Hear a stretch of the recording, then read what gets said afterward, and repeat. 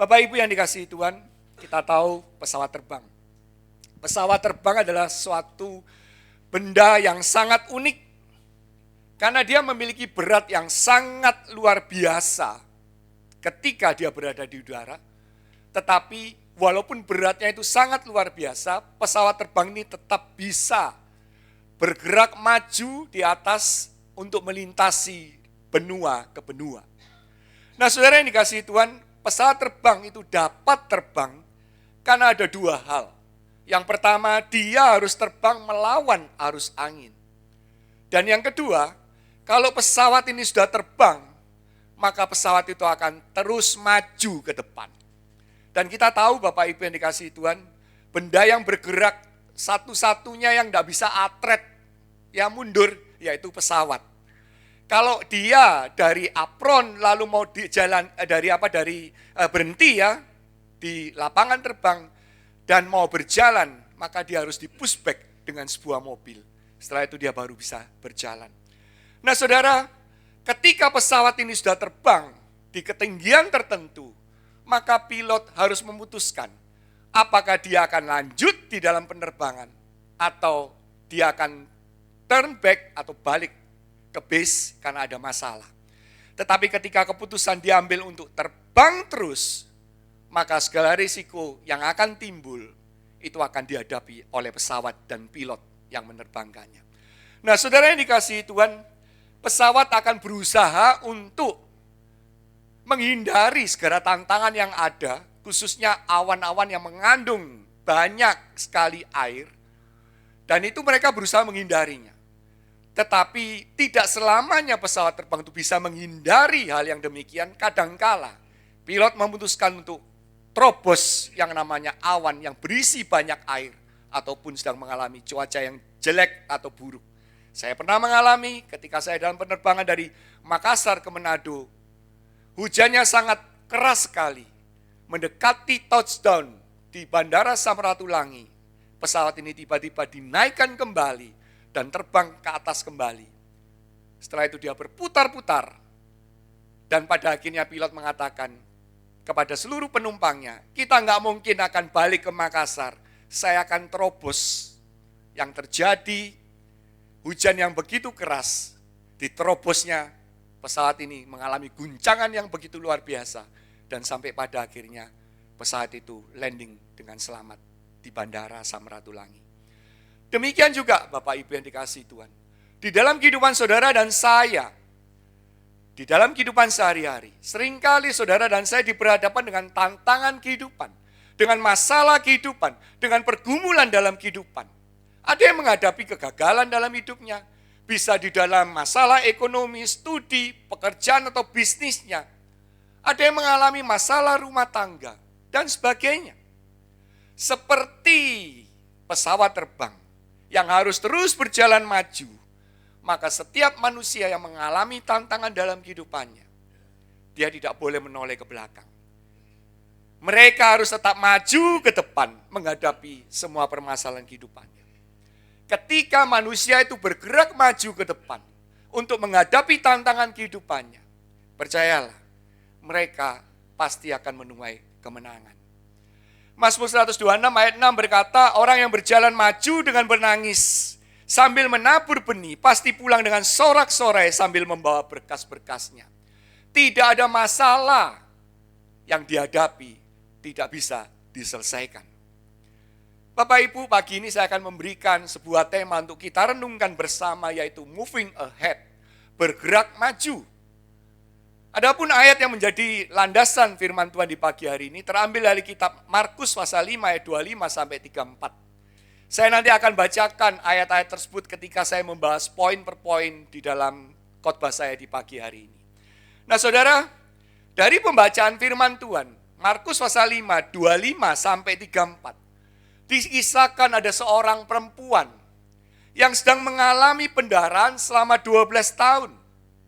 Yang kita bisa pelajari bersama di pagi hari ini adalah, perempuan ini walaupun mengalami tantangan yang sangat berat dalam kehidupannya, dia tetap bergerak maju, dia tidak tenggelam di dalam sebuah persoalan hidupnya yang sedang berat itu, Dan dia berusaha untuk menyingkirkan segala halangan atau rintangan yang sedang dihadapi dalam kehidupannya. Nah, mengapa perempuan ini bisa bergerak maju ke depan? Yang pertama, karena dia punya semangat yang pantang menyerah. Ayat 25-27 firman Tuhan berkata demikian. Adalah di situ seorang perempuan yang sudah 12 tahun lamanya menderita pendarahan. Ia telah berulang-ulang diobati dan oleh berbagai tabib sehingga telah dihabiskannya semua yang ada padanya. Namun sama sekali tidak ada faedahnya, malah sebaliknya keadaannya makin memburuk. Dia sudah mendengar berita-berita tentang Yesus. Maka di tengah-tengah orang banyak itu ia mendekati Yesus dari belakang dan menjamah jubahnya. Bapak Ibu yang dikasihi Tuhan, ketika kita membaca 3 ayat ini, kita tahu wanita ini menghadapi permasalahan yang tidak ringan. Pergumulan hidup yang berat. Pergumulan ataupun masalahnya itu bisa membuat wanita ini patah semangat dan menyerah. Bayangkan Bapak Ibu yang dikasihi Tuhan, perempuan ini menderita pendarahan selama 12 tahun. Saudara yang dikasihi Tuhan, saya memiliki seorang istri dan kita semuanya yang wanita karena kita sudah dewasa semuanya. Saya percaya akan menghadapi yang namanya haid setiap bulannya. Bagaimana rasanya tidak menyenangkan, rasanya sakit ketika haid itu terjadi. Saudara bisa membayangkan, wanita ini mengalami 12 tahun pendarahan. Di dalam telaah Alkitab, dikatakan bahwa penyakit wanita ini tidak bisa disembuhkan. Dan segala upaya yang dilakukan oleh wanita ini sebenarnya sia-sia belaka. Wanita ini telah menjalani berbagai macam pengobatan, mulai dari yang bersifat medis, lalu pengobatan-pengobatan alternatif, bahkan mungkin pengobatan-pengobatan yang tidak masuk akal. Dia kepingin sembuh. Alkitab menuliskan bahwa hartanya habis untuk biaya pengobatannya. Wanita ini juga di samping dia kehilangan semua hartanya, habis. Dia juga mengalami satu permasalahan yang tidak menyenangkan dalam kehidupannya karena dia harus dikucilkan. Menurut hukum Yahudi, perempuan ini dianggap najis. Dan apa saja yang dipakai oleh wanita ini atau perempuan ini dianggap juga najis. Orang yang bersentuhan dengan perempuan ini dianggap juga najis.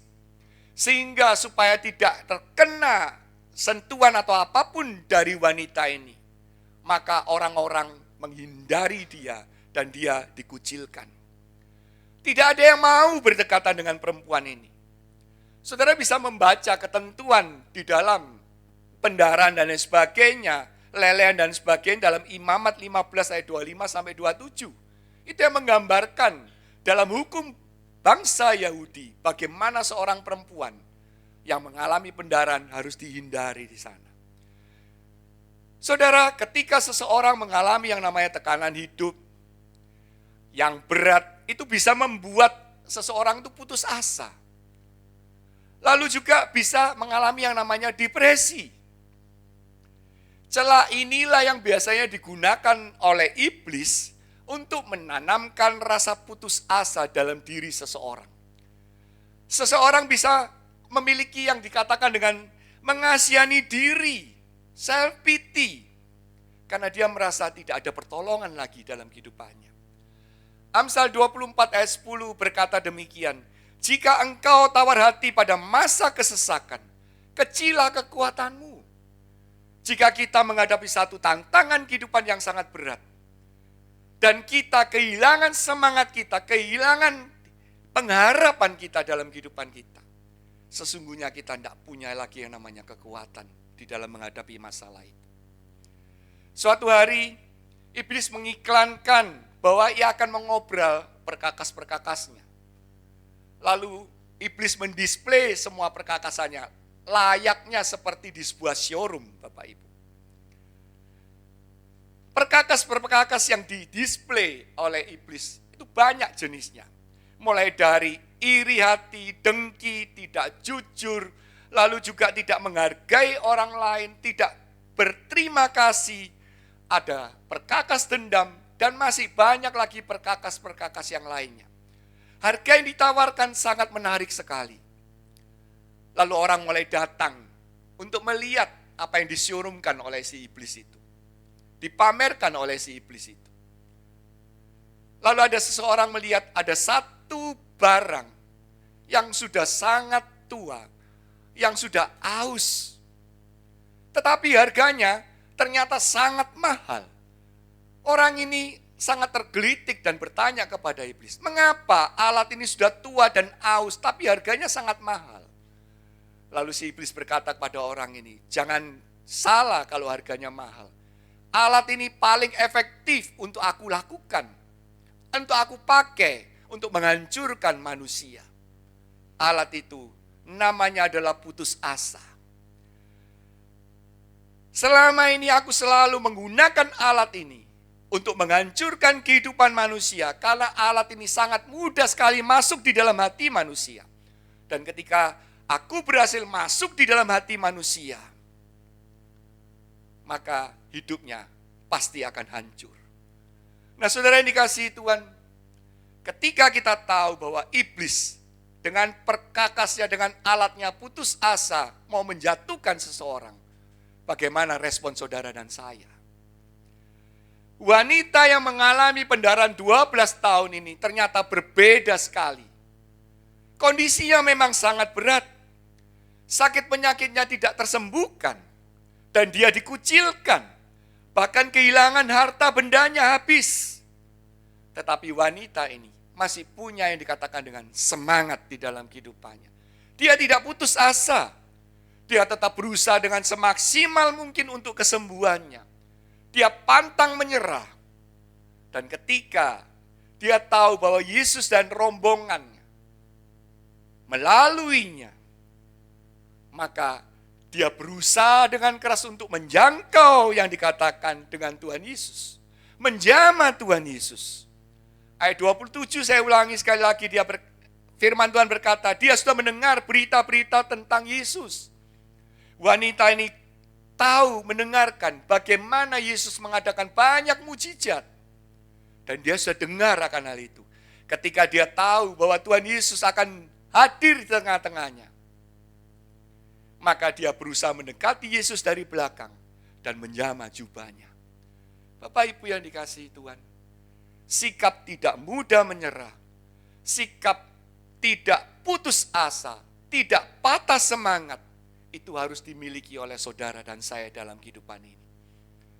Bapak Ibu yang dikasihi Tuhan, kita tidak tahu apa yang akan terjadi di depan kita ini kelak.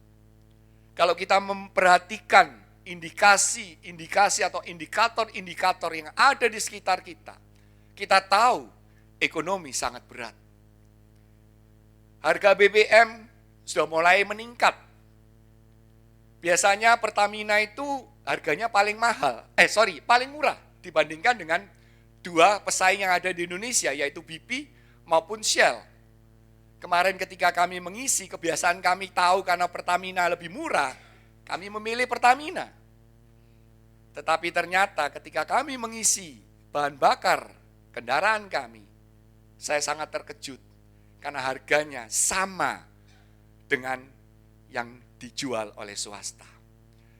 Kita bisa membayangkan ketika harga BBM naik, saudara pasti akan berpikirnya sebentar lagi harga-harga komoditas atau kebutuhan kita pasti naik. Kita tidak tahu apa yang akan terjadi di depan. Tetapi Tuhan mengajarkan di pagi hari ini, saudara dan saya harus punya semangat seperti wanita atau perempuan ini. Dia tidak patah semangat. Ketika dia tidak patah semangat, pertolongan Tuhan terjadi dalam kehidupannya. Ketika dia tidak patah semangat, dia pantang menyerah, dia mengalami kuasa Tuhan dan mujizat terjadi dalam kehidupannya. Mazmur 43 ayat 5 berkata, mengapa engkau tertekan hai jiwaku, dan mengapa engkau gelisah di dalam diriku? Berharaplah kepada Allah, sebab aku bersyukur lagi kepadanya penolongku dan Allahku.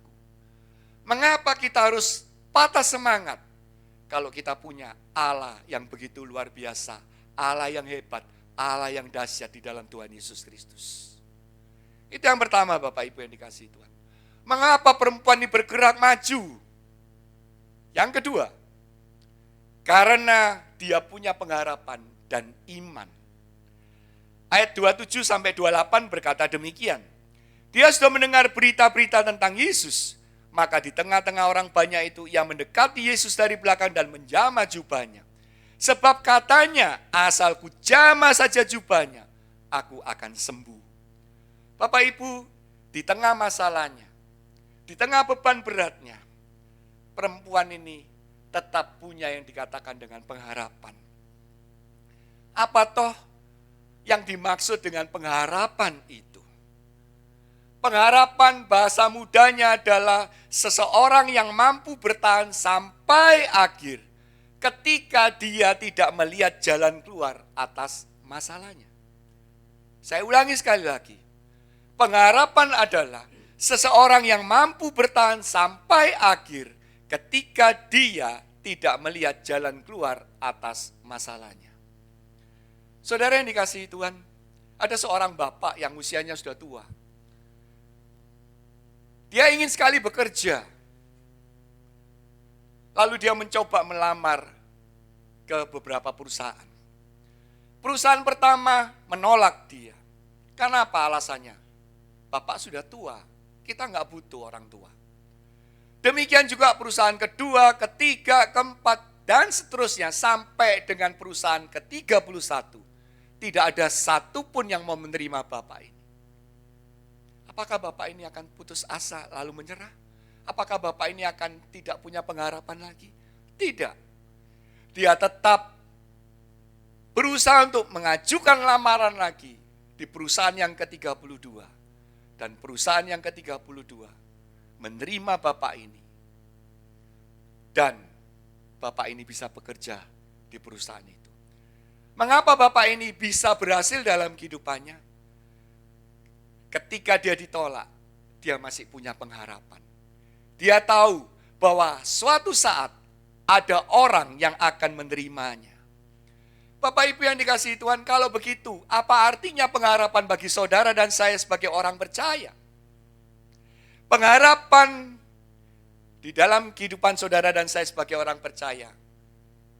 Maka pengharapan itu adalah percaya bahwa selama saudara dan saya masih hidup, akan ada jawaban terhadap semua permasalahan yang sedang Bapak Ibu dan saya sedang hadapi.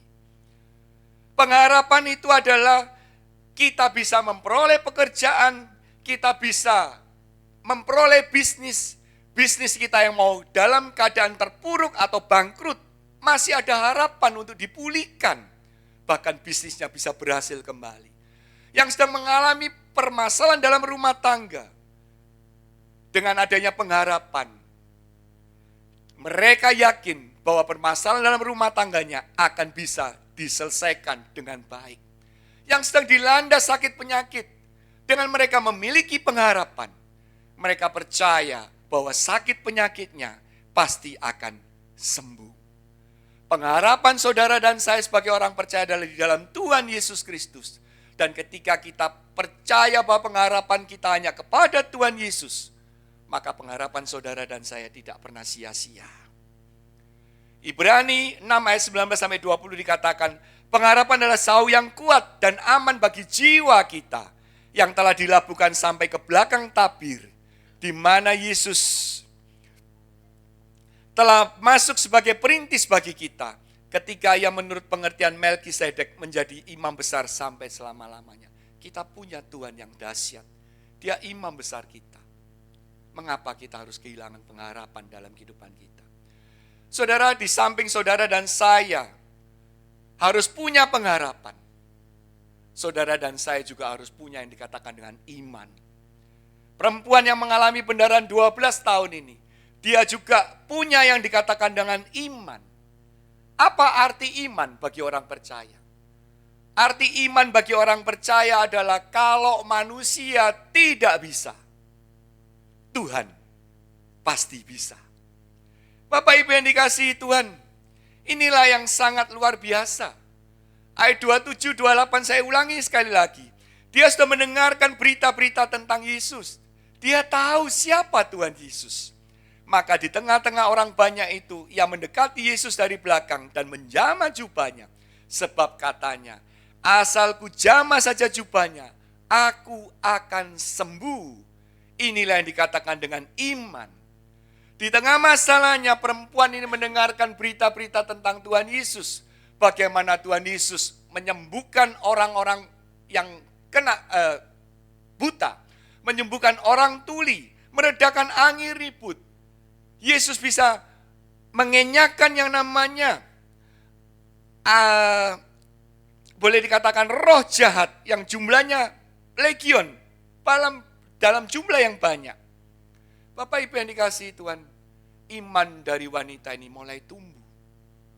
Dan ketika dia tahu Tuhan Yesus ada di depannya, maka dia lakukan yang dikatakan dengan satu tindakan.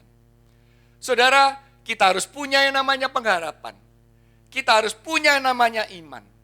Tetapi pengharapan dengan iman, kalau kita tidak lakukan dengan satu tindakan, maka itu juga semuanya akan sia-sia dalam kehidupan saudara dan saya. Ayat 28-29 dikatakan, sebab katanya asalku jamah saja jubahnya, aku akan sembuh. Ketika dia jamah jubah dari Tuhan Yesus, ayat 29 dikatakan, seketika itu juga berhentilah pendarahannya, dan dia merasa bahwa badannya sudah sembuh dari sakit penyakitnya. Ketika wanita ini punya pengharapan, ketika dia punya iman, dia lakukan dengan tindakan.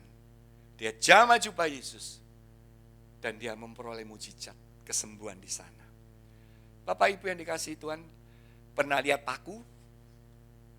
Kita semuanya pernah melihat paku. Bahkan kita mungkin pernah memukulkan paku itu di dinding.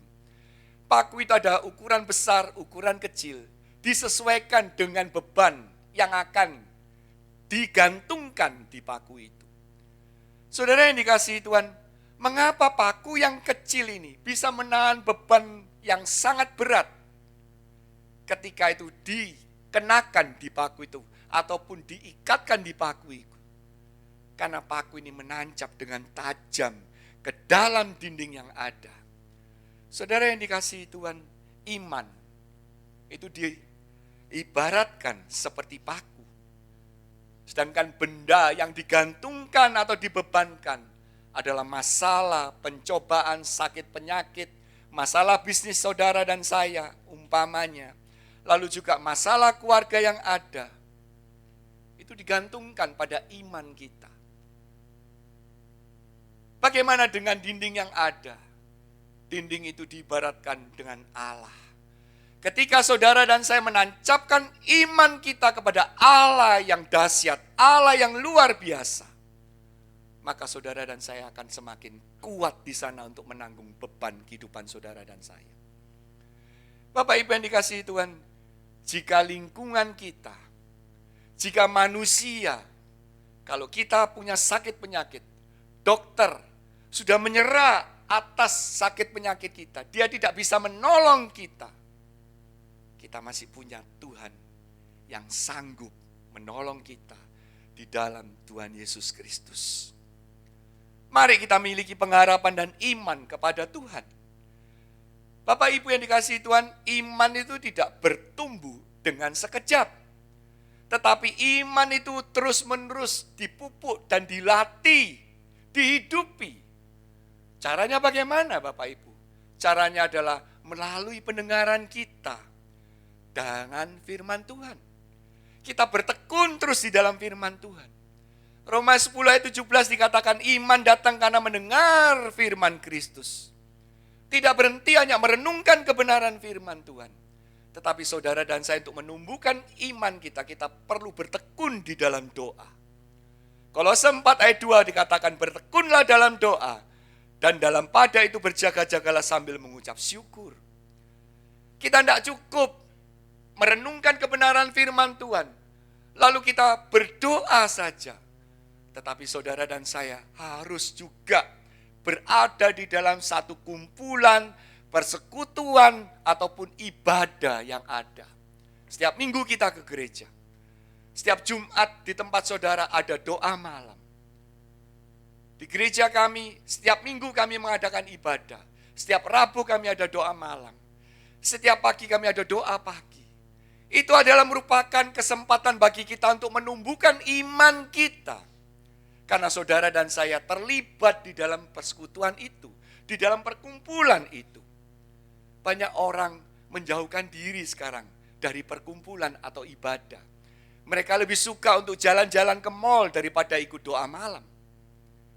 Bapak Ibu yang dikasihi Tuhan, Ibrani pasal 10 ayat 25 dikatakan, janganlah kita menjauhkan diri dari pertemuan-pertemuan ibadah kita, seperti dibiasakan oleh beberapa orang. Tetapi marilah kita saling menasihati dan semakin giat melakukannya menjelang hari Tuhan yang mendekat. Di dalam perkumpulan ibadah, di dalam cell group, di dalam apapun juga yang diadakan oleh gereja ini, saudara akan dikuatkan. Karena di sanalah kita akan dinasihati. Di sanalah kita akan dimotivasi melalui kebenaran firman Tuhan. Di sanalah kita akan terus dipacu untuk kita dekat dengan Tuhan. Jangan pernah menjauhkan diri dari kumpulan ibadah kita. Saya masih ingat Bapak Ibu yang dikasihi Tuhan, saat pandemi COVID selama hampir kurang lebih 3 tahun. Bapak Ibu yang dikasihi Tuhan, jangan dikatakan hamba Tuhan itu tidak pernah stres, tidak pernah depresi. Saya pun pernah mengalami ketika awal dari pandemi COVID. Saya sudah terbiasa. Hampir setiap minggu, setiap bulan, saya selalu berjalan keluar untuk menengok tim saya. Waktu itu saya masih aktif di sekuler. Lalu ketika pandemi COVID, saya harus tinggal di rumah. Seperti kaki saya diikat. Dan saya mengalami yang dikatakan dengan stres yang tidak kelihatan. Selama 3 bulan, saya mengalami penurunan di dalam berat badan secara drastis. 3 bulan, saya turunnya 12 kilo. Bapak Ibu yang dikasihi Tuhan, saya berpikir saya terkena sakit penyakit. Saya periksa darah bolak-balik dalam 3 bulan. Saya periksa darah mungkin 5 kali. Tetapi semua hasil check up darah saya, semuanya di dalam kondisi normal. Saya bolak-balik ke dokter. Karena saya pikir, saya bermasalah dalam diri saya.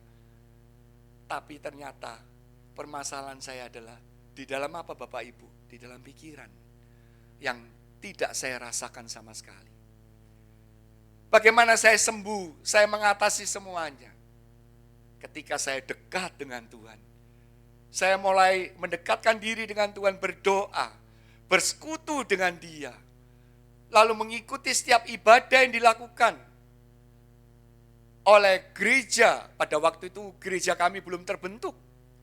Saya mengikuti gereja tempat orang lain. Saya dikuatkan di sana. Saya mulai tumbuh iman saya. Saya mulai hilang rasa takut saya. Dan sampai pada akhirnya, semuanya boleh berjalan dengan normal. Bapak Ibu yang dikasihi Tuhan, iman tumbuh karena saudara dan saya dekat dengan Tuhan. Dekat dengan perkumpulan akan ibadah. Pada waktu itu ibadah awal dilakukan melalui Zoom ya Bapak Ibu. YouTube belum bertumbuh dengan pesat pada waktu itu. Jadi melalui Zoom dan dikuatkan melalui Zoom itu. Poin yang ketiga Bapak Ibu yang dikasihi Tuhan. Mengapa wanita ini bisa bergerak maju? Ketika dia bergerak maju terus, dampaknya bagaimana terhadap dia? Yang ketiga, kita berbicara tentang moving ahead. Berkaitan dengan dampak yang diterima ketika terus kita bergerak maju. Wanita ini menerima berkat yang sempurna dari Tuhan. Ayat 34 dikatakan, maka kata Yesus kepada perempuan itu, hai anakku, imanmu telah menyelamatkan engkau. Pergilah dengan selamat dan sembuhlah dari penyakitmu. Saudara yang dikasihi Tuhan, perempuan ini punya ataupun bertemu dengan Allah yang sangat dahsyat, sangat luar biasa. Dia Allah yang maha kuasa. Tuhan Yesus bukan hanya menyembuhkan wanita ini dalam sakit penyakitnya, tetapi Tuhan Yesus memberikan pemulihan total kepada wanita ini.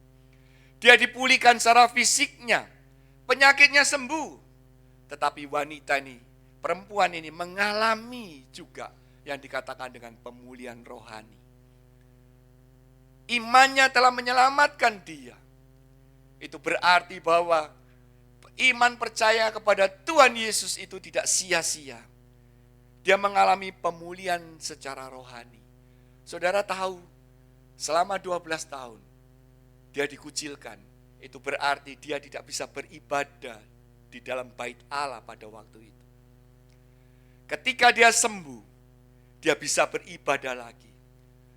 Bukan hanya beribadah kembali, tetapi dia bisa mengenal Sang Mesias, yaitu Tuhan Yesus Kristus.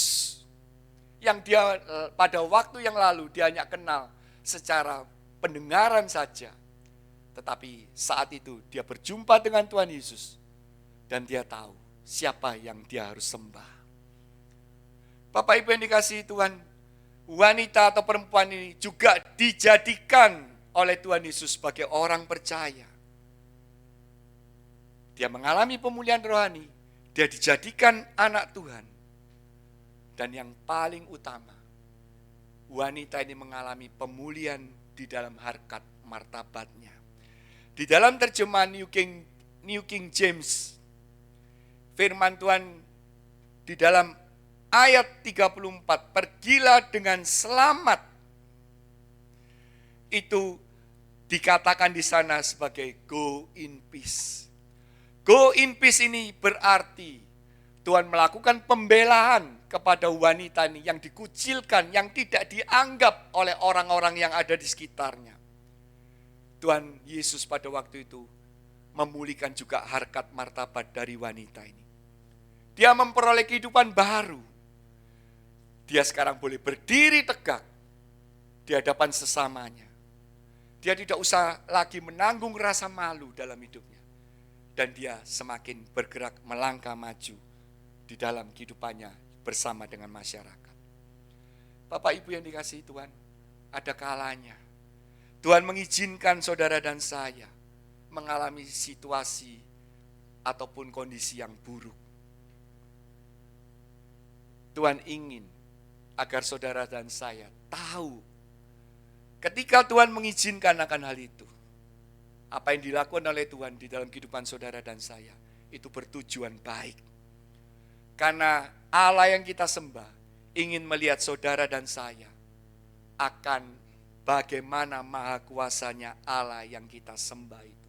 Kita punya Allah yang hidup, yang sangat luar biasa. Mari tetap maju dalam kehidupan kita semuanya Bapak Ibu. Sebagai kesimpulan saudara yang dikasihi Tuhan, kehidupan memang saat ini tidak mudah. Dan saudara dan saya tidak akan pernah lepas dari masalah. Ketika saudara dan saya masih hidup di dunia, tantangan demi tantangan pasti akan saudara dan saya akan hadapi. Ketika kita melihat ada tantangan, ketika kita menghadapi satu masalah dalam kehidupan kita, tetaplah berjuang. Mari kita lewati keadaan yang tidak baik itu dengan tetap maju terus. Terobos rintangan yang ada, terobos tantangan yang ada. Karena saya percaya sebagai anak Tuhan, saudara dan saya punya semangat yang pantang menyerah. Karena saya juga percaya bahwa di dalam kehidupan saudara dan saya punya pengharapan dan iman. Dan ketika kita tetap bergerak maju, maka kita akan memperoleh berkat yang sempurna dari Allah yang kita sembah di dalam Tuhan Yesus Kristus. Tuhan memberkati kita semuanya.